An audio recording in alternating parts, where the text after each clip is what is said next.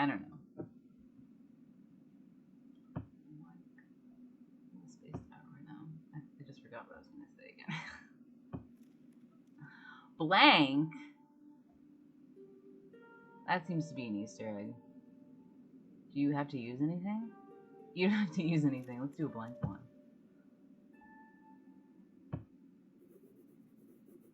A thought-provoking painting. It reflects the emptiness of my life.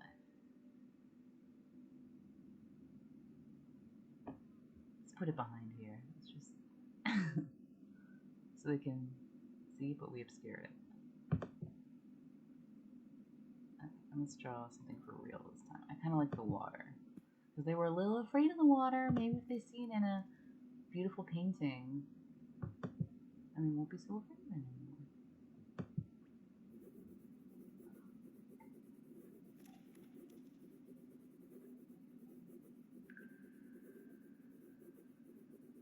Oh, but they're using a ball of paper.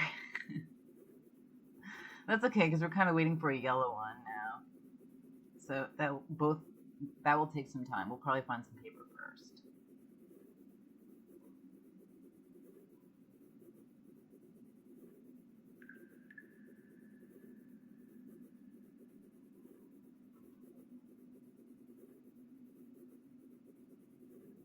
It would be cool if you could get these paintings in real life and like put them around your room if you're a big Belonging fan, which I am kind of. My friend this weekend was like, we should find some new video games. I was like, I don't know. Kind of just want to play this one.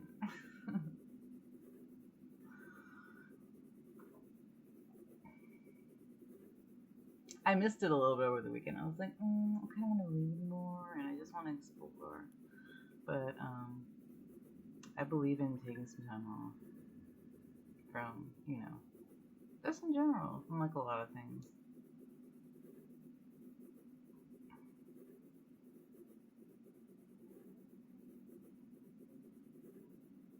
Time goes by faster in the company of great art. This one deserves a special place on my wall. Is there like an inventory button? Where'd it go?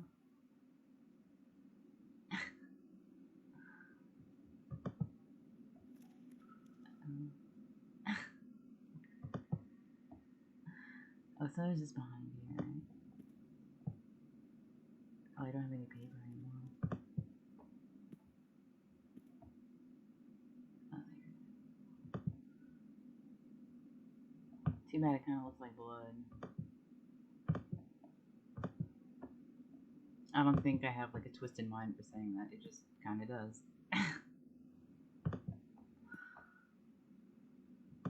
Okay, where do we put it?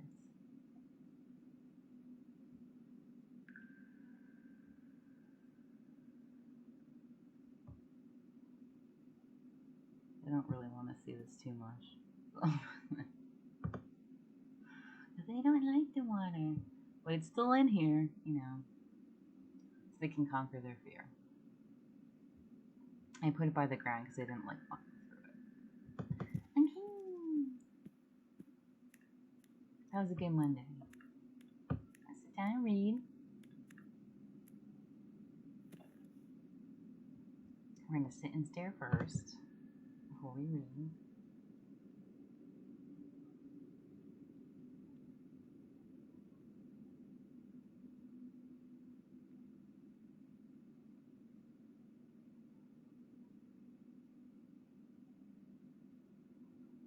Okay, let's read a book.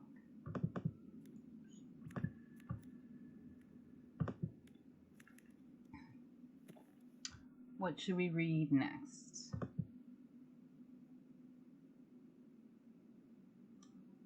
You want to read a page? I'll read the Goose Girl, which I haven't heard of. Oh, it's only 12 pages. I will read the first page for everybody and try to translate the English into English, as I was talking about on social media. Yeah, the story was can somebody translate Ben Brett's English into English, please? He was He's like an Israeli person. I usually don't name names, but like the whole phrase was so funny. I just thought, I don't know, it just warmed my heart so much to say it. Everybody loves Ben Britt, and like, it's just, not that everybody doesn't love everybody else, we all love everybody. But like the whole quote, I thought people would enjoy reading, like remembering who it was. The more you know, the funnier it is, and it's like sometimes if English isn't your first language and you speak in English, it's like confusing for native English speakers to hear. So people were like didn't understand the English and they wanted somebody to say like it would be like if someone said the day is off on Monday, work is applicable on Tuesday. So they're like, what did they say? And it's like, we're off on Monday, we're going back to work on Tuesday. Like, he just wanted like clear cut English. I mean, like, I have a lot of difficulties learning languages, so I'm sure, and I still like learning them. So my goal is one day to be fluent enough that somebody just translates my Hebrew into real Hebrew. Like, that would be amazing. I'm just so bad at languages. But I find that when I do read English, especially like children's books, I don't really have to translate into English again. But like the first page of Moby Dick. Oh.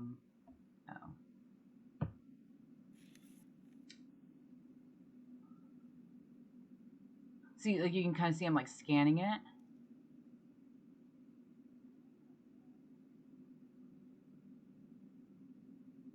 Like I just read the first sentence and it's like, okay, he's leaving.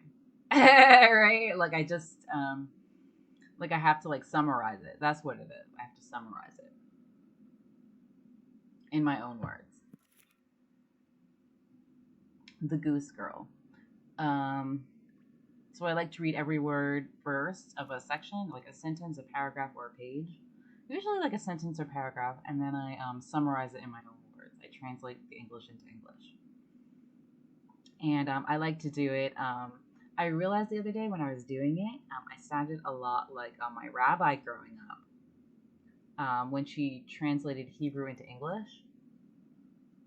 Because she would read the Torah in front of us, the Torah,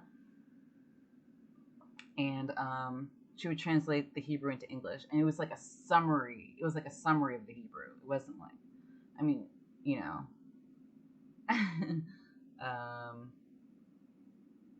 and it's just so soothing to hear her do that, you know. And I realized also that I didn't say I think in the translation. Like usually when people translate the best they can, there's like a lot of assumptions that like about translations that it might not be correct. In the colleges that I've gone to, I read a lot of things in translation because I was a religion major. So a lot of things were translated into English.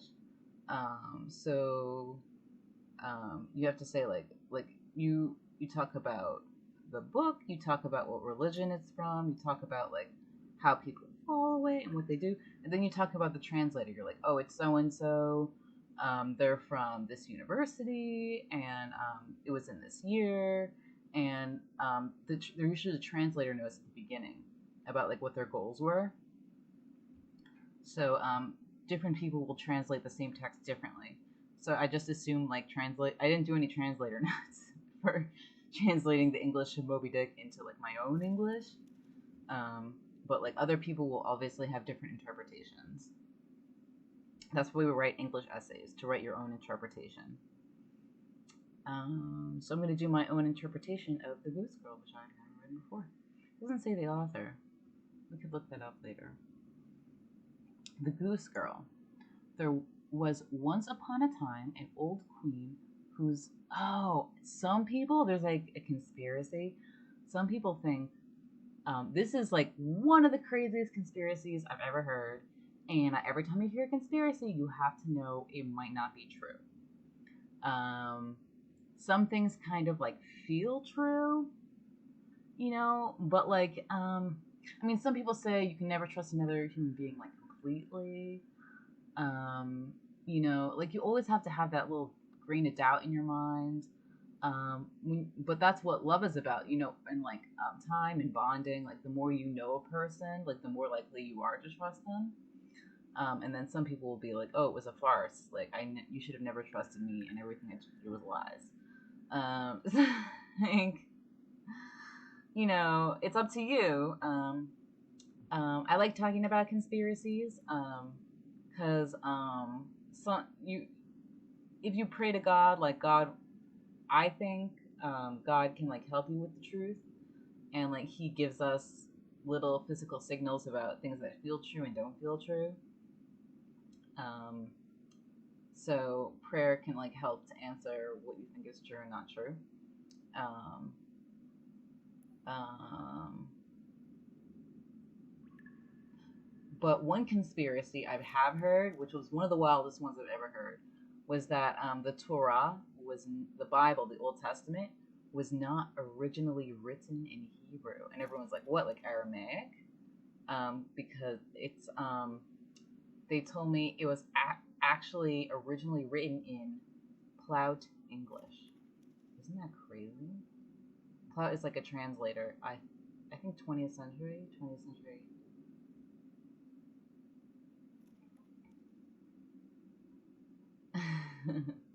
The Platt translation is really beautiful, and I mean it evokes some people. I guess it could be both at the same time, because the Bible is very beautiful in Hebrew too, as much as I can understand it, and like sometimes people will show you in class like beautiful parts for you to like read, and like if you're not likely to read the whole thing in Hebrew, like if Hebrew isn't your first language and you're not studying it full time, or like you're bad at languages.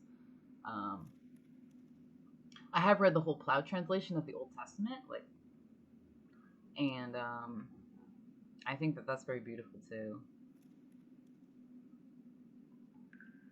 I could read some of that too. I have it here.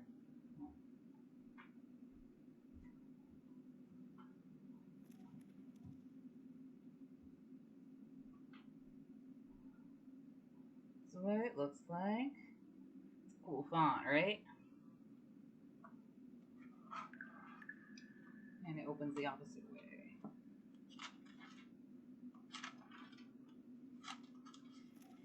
It says Platt was born in 1912.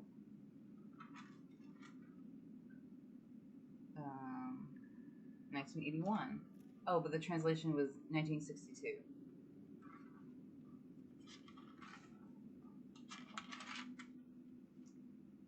And then this is what it looks like.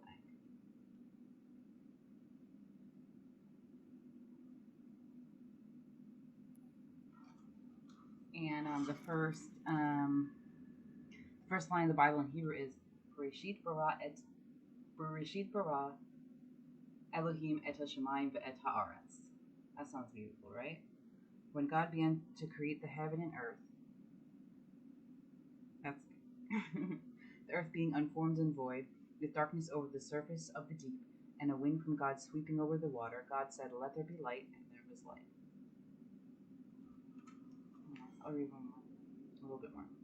God saw that the light was good, and God separated the light from the darkness. God called the light day, and the darkness He called night. And there was evening, and there was morning, a first day.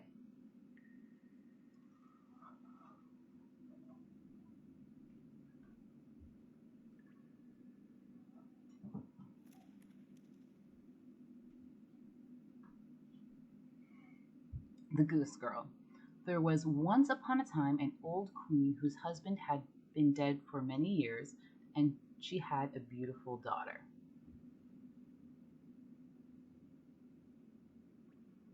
Okay, that's pretty straightforward. When the princess grew up, she was betrothed to a prince who lived at a great distance. Okay, so do people know what betrothed is? I heard it this morning on Hoda and Jenna. She said betrothed. That was really cute. It means like engaged. When or like promised to be married to. When the time came